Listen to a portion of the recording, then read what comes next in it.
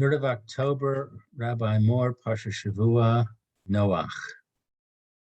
On Thursday, I did not find as yet somebody who gives an explanation why the earth did not fulfill the word of Hashem. It did differently. But okay, let's go. Mayor, would you like to start off? Okay, it says, Ele toldot Noach. Noach ish tzaddik tamim haya b'dorotav et ha'elokim hit halech Noach. Okay. So this is what the history of Noach. Noach was a righteous man. Tamim is perfect. Oh, okay. How did you translate the word toldos? History.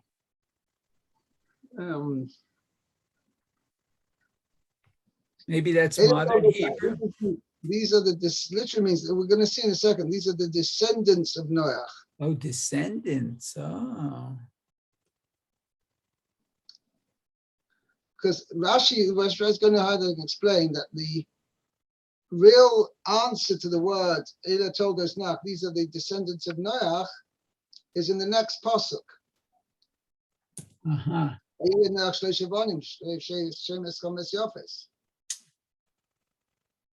Okay, so that makes more sense. Yes. Okay, good. But actually, I think Toldos, I would translate it as generations rather than descendants. It's more than just the children. It's when you say Toldos, you're talking about the children, the grandchildren, the great-grandchildren. I understand. So if you say these are the descendants, why isn't that a good? Or this is these are the progeny. I would say these are the generations. But You're right. According to the literal dictionary definition of the word generation, you're right. But the problem is nowadays the term generation is rather than actually referring to the offspring, it refers to the how should I say, to the group of people born within a certain time. You know, he's from my generation, which means he's born at around the same time as I was. Anyways, that's why I didn't use one. Okay, but it means the same thing. Okay, now says Rashi. Okay, let's see. El todot Noach ich tzaddik. Ho'il he's kiro. Okay. Siper b'shivcho. Right. Once the Torah mentions him, see what Rashi is bothered by the fact it says, Ela told us Noach, it should have said, Vayeled Noach shlosh banim Hashem eschom lesyafes.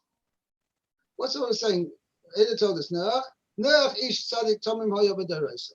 That's not the told us of Noach. It's not going off on a tangent. So Rashi says, yes. Since we mentioned who Noach was, we want to now describe who he was. Okay, so it's let's see, Siper b'shivcho. It tells of his shivcho praise. Praise. Okay. Shenema zecher tzadik livracha. So as it says, zecher. The mention of the tzaddik should be for blessing. Oh, okay. Oh, that's from Mishle. Oh, okay. Right. Okay. So what it means basically is that we mentioned the tzaddik. These are the descendants of Noach. By the way, we have had a little bit of a background about who Noach was from the last pasuk. First of all, the previous psukim, it says that Noach, who was the son of, who is it? Yered. Noach was his, I'm sorry, Lemech. Noach was the son of Lemech, and he didn't have children till he was 500 years old.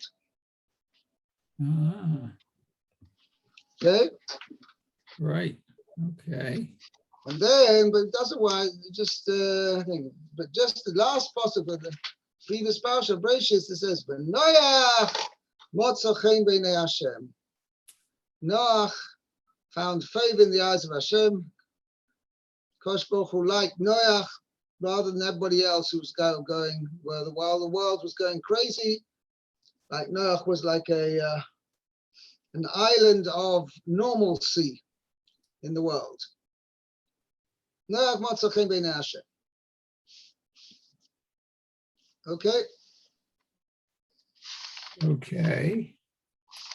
So then it says, Davar Acher, another interpretation, I guess.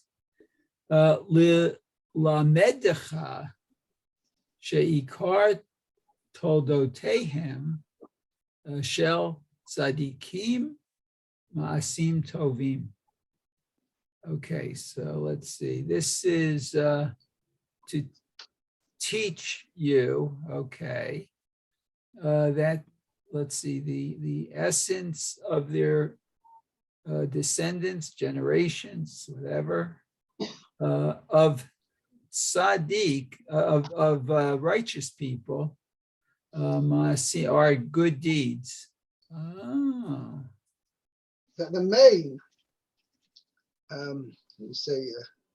descendants, or shall we say progeny of tzaddikim are their good deeds. This is a similar idea mentioned, which we say on every the Haftarah, which we say on every Tanis Tzibor. Kosh Baruch Hu says, "Kol Hashem lasorisim, asher yishmru es shabsei say avocharu v'asher chafatzti u'machazikim bivrisi." Kosh Baruch says to people who cannot have children, asher yishmru es shabsei say avocharu v'asher, but they will keep my Shabbos, and they will choose b'asher chafatzti, what I desire, means they'll fulfill faithfully the word of Hashem. Machazikim b'visi nosati lohem, which was I will give to them b'veisi v'chemosai, in my house, which is referring to Beis Hamikdash, v'chemosai into Yerushalayim. Yod v'shem tov mibonim u'mibonos, shem olam etin lo yasher lo yikoris. So Kosh Baruch Hu is going to give them reward, and they will have how should I say it? The main advantage and privilege of somebody who has children is that there remains, after he has left this world, there remains a remembrance of him in this world. But his children carry on his name. But Chas v'Shalom, somebody who's not doesn't merit to have children, so Kosh Baruch promises him that he will be remembered in this world. That's besides the fact of the union of getting reward in the world to come. But Kosh Baruch will nevertheless allow this person, his memory, to be perpetuated even in this world, because he kept faithfully to the word of Hashem. So you see that the Ma'aseh, that because this person has been obedient to Hashem and kept the word of Hashem and fulfilled all the mitzvahs, the Kosh Baruch Hu will his memory will be perpetuated merely by the fact that he has kept the word of Hashem. How exactly this will be done? Whatever. Let's say something will be dedicated in his memory, or other things. Things will go on in his merit. Things will continue in this world, even in a better way. As Kosh Baruch Hu says, I'll give him a yad v'shem. literally a hand and a name, better than bonim or bonus, better than children. So you see, his memory will be perpetuated. He will be continuous. He will have a continuance in this world, even though he doesn't have children.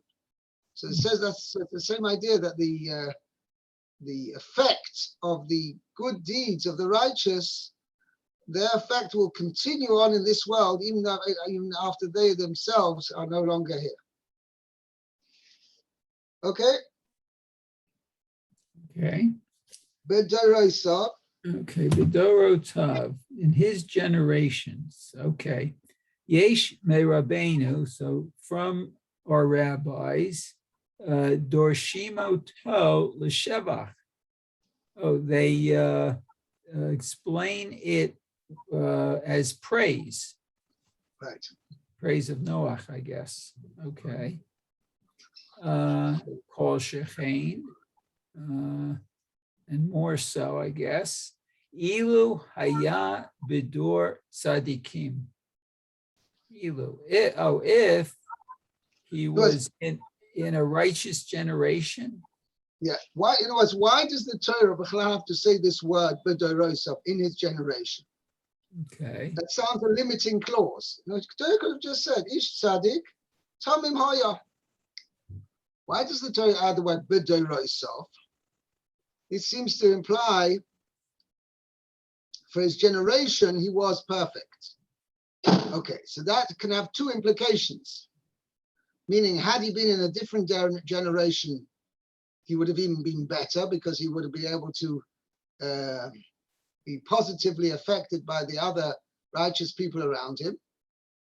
Or it can mean it's a description to his detriment, meaning, as far as his generation was concerned, he was a perfect tzaddik. But looking at him with respect to others, he wasn't necessarily a perfect tzaddik. So this is what exactly the two explanations we're having over here. Wow, okay. So Yesh Merabah is saying Adoshim Oiso L'Shevach.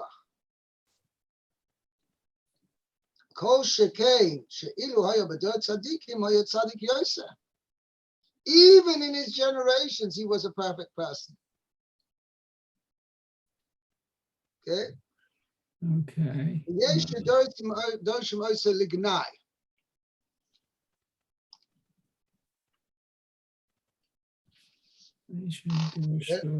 Continue. Liganai. Okay. Let's see. So Lefidoro Hayat Tzadik, the Ilu Haya Bidoro Shel Avraham, Lo Haya Nekshab L'chlum. Okay. So had he lived in the times of Abraham, then he would not have any. His righteousness would not have been significant then. But relative to his generation, he was perfect. But had he lived in the generation of the Avraham Avinu, they wouldn't have. His righteousness would not have been considered outstanding at all. Oh, so he couldn't compare to Abraham then. Sorry? He really couldn't compare to the righteousness of Abraham. Right. We'll see actually in a minute. Rashi is going to explain that what was the major difference between Noach and Avraham Avinu, which we're going to expound on a little bit. I'm troubled by the word tamim.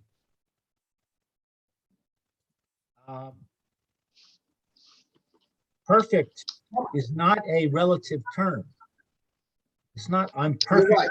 compared to you. I'm perfect, period. So how can it say that in another generation he wouldn't be perfect? You mean to say, Tzaddik, I could say that's a relative to his generation. Right. But Tomim,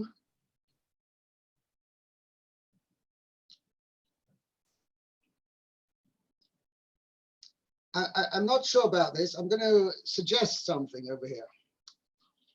Just imagine you have a Rebbe were teaching a class. There are 25 boys in the class.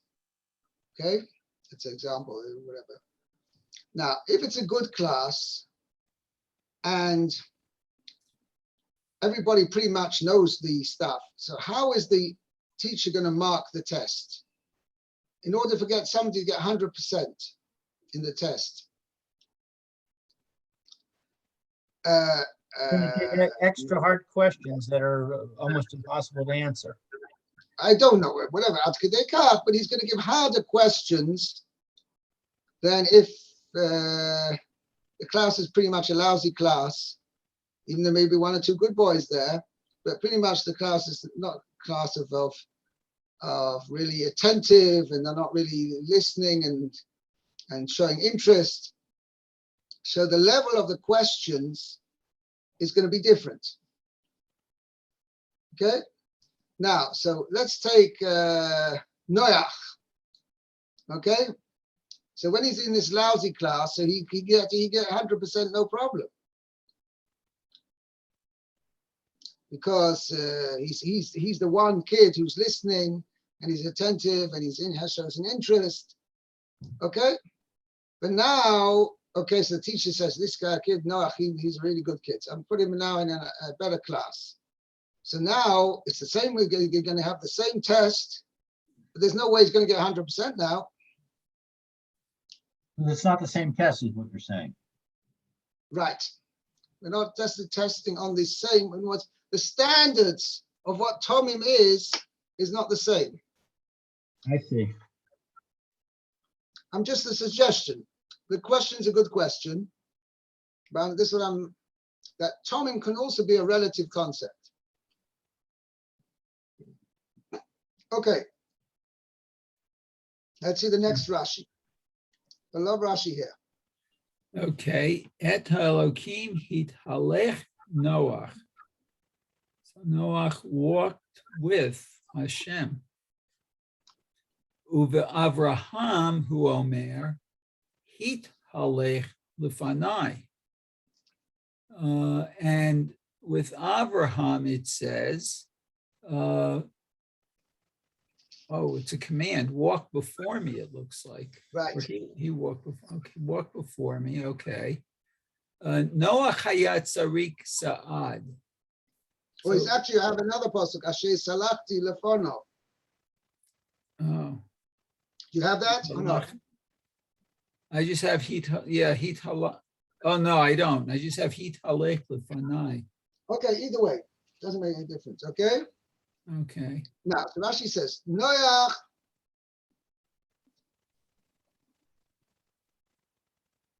Okay, so Noach walked with Hashem. It says God to Avram Avinu. Avram walked ahead of Hashem. Ahead of Hashem. Right. He salek lefonai, walk before me, ahead of me.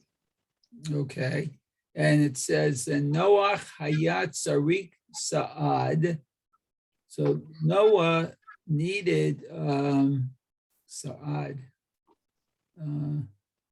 Support. Sa'ad is a support.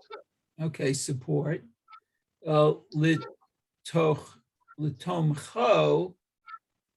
Means to support him, to prop him up. Oh, to prop him up. Okay. Val Avraham haya mitchazek, but Avraham was strong himself. U mehalech b'tzidko me'alav, and he walked in righteousness by himself, I guess. Me'alav, by himself. Okay, yeah.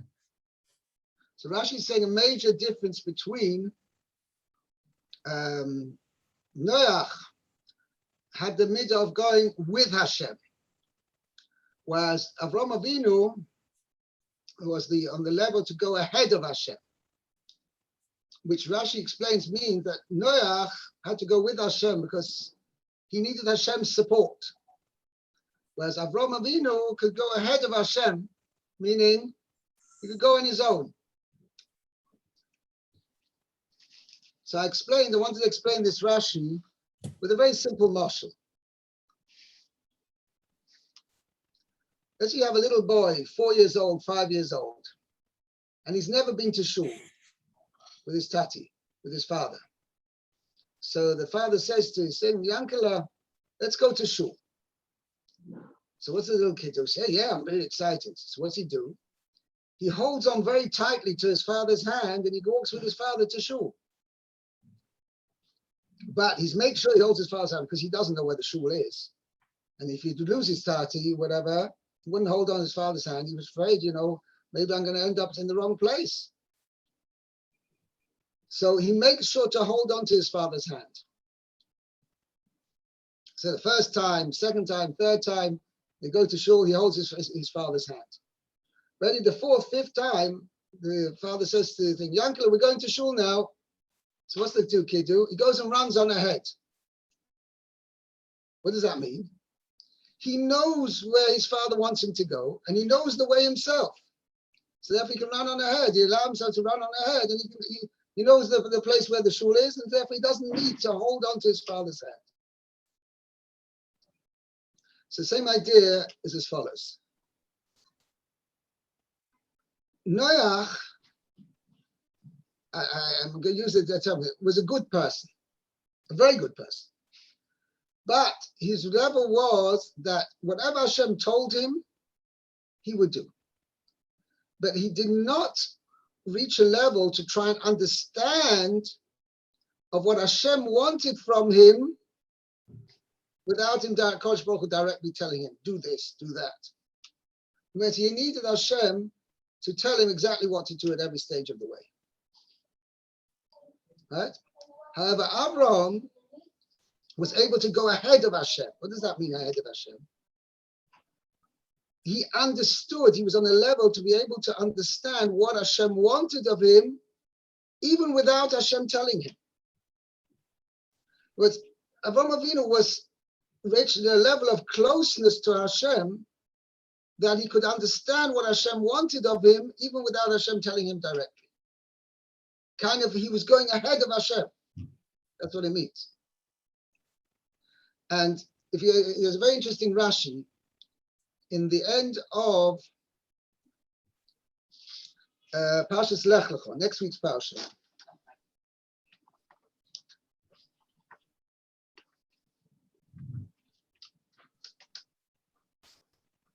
Yeah. Before the Parsha Mila, Hashem introduces, this is chapter 17.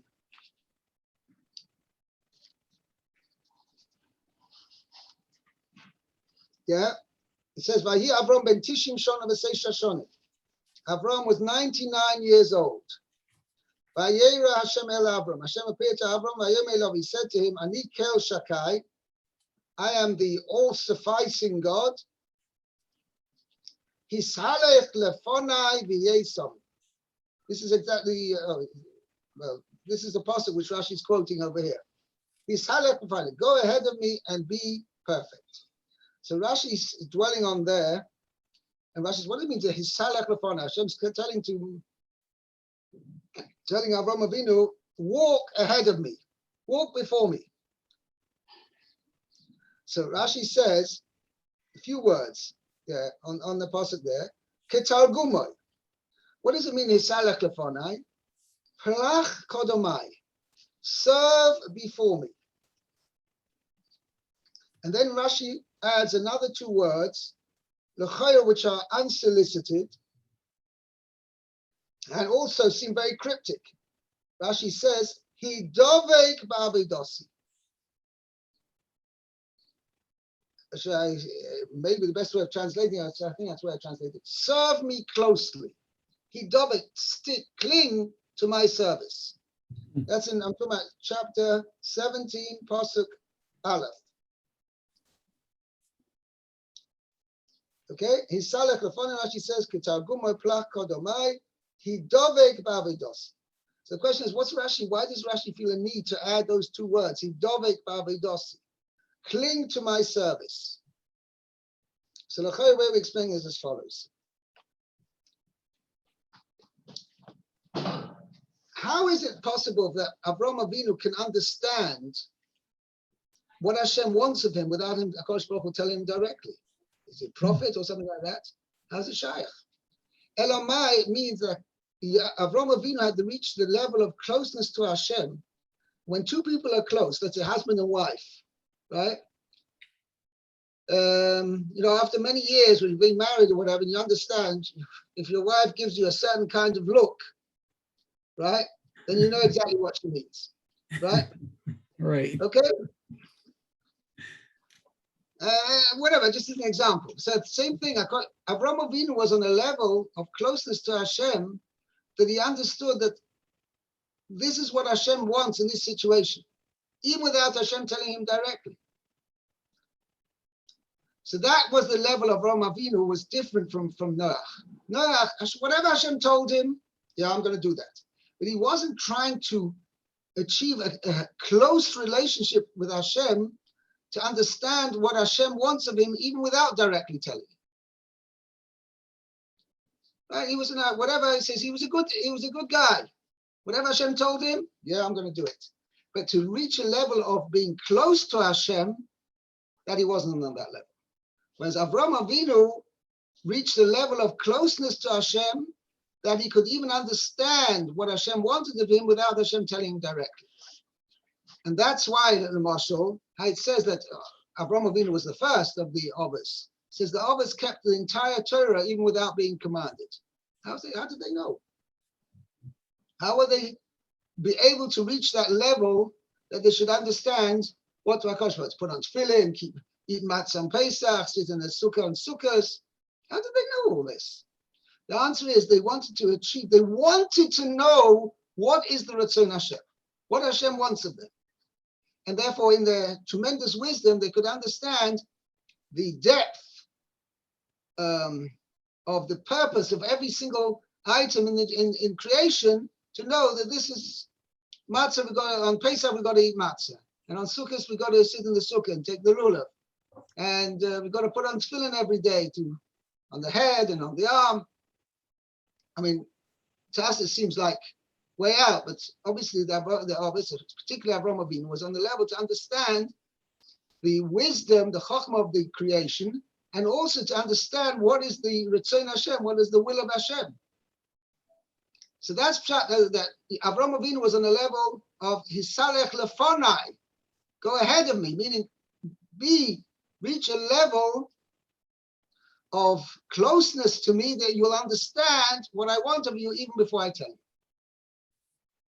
So that's why Rashi's here. Then Parsha says, when he says Hisalech lefonai, go before me, means hidavek b'avodasi, be so close to me, you cling to my service that you'll understand what I want of you, what I expect of you, even without me telling you directly.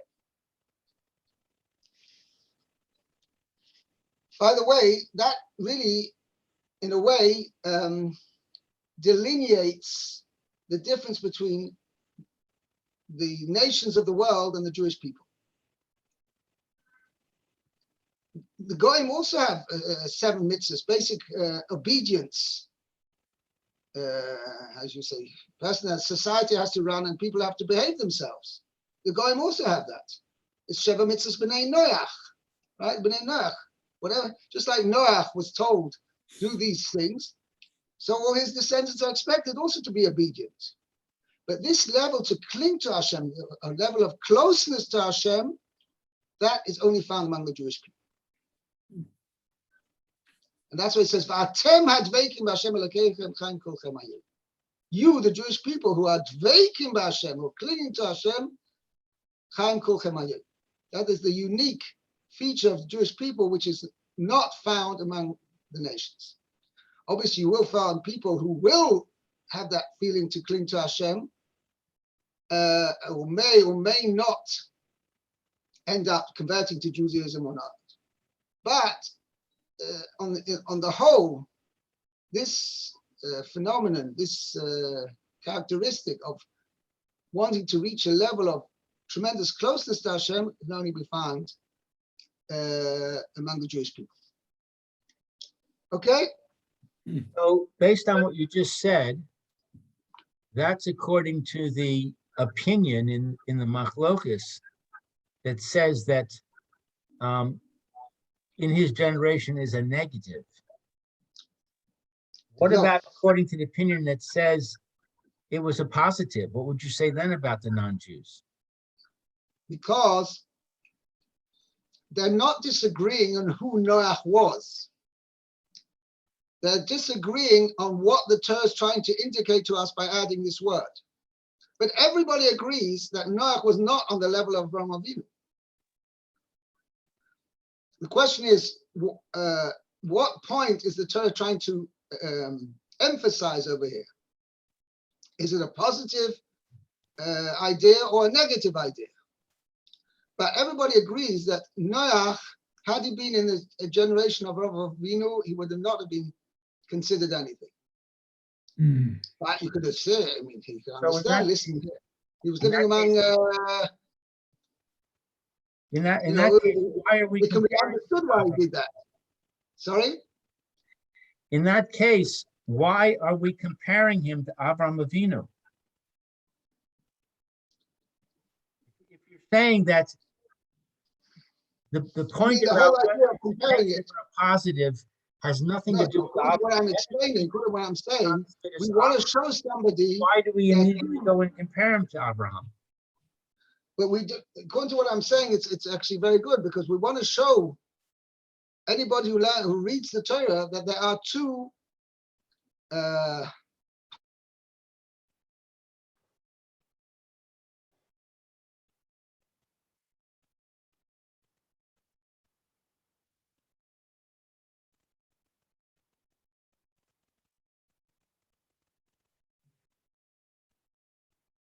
Maybe he froze. Yeah, I think he froze. Right. Just at the important part. Well, he'll be back. Hopefully. Okay, what happened there? You froze. You lost your connection. I know, but it came back, Baruch Hashem, ASAP. So you need to please repeat your last couple of sentences, because we didn't hear anything. Oh, so I can't remember what was the difference between the Torah's Gufa telling you, a person, don't think that just listening and keeping the words of the Torah to the letter of the law is enough. One has to try and achieve a relationship to Hashem, a closeness to Hashem beyond the letter of the law. Because that was the main difference between Noach and Avraham Avinu. Torah is telling us a very important lesson here.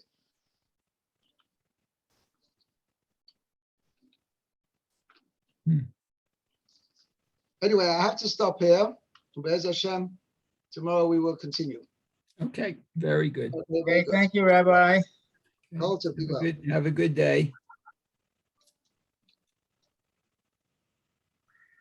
Take care, Meir. Take care, Okay, be Yechiel. well. Yechiel, be well. Okay.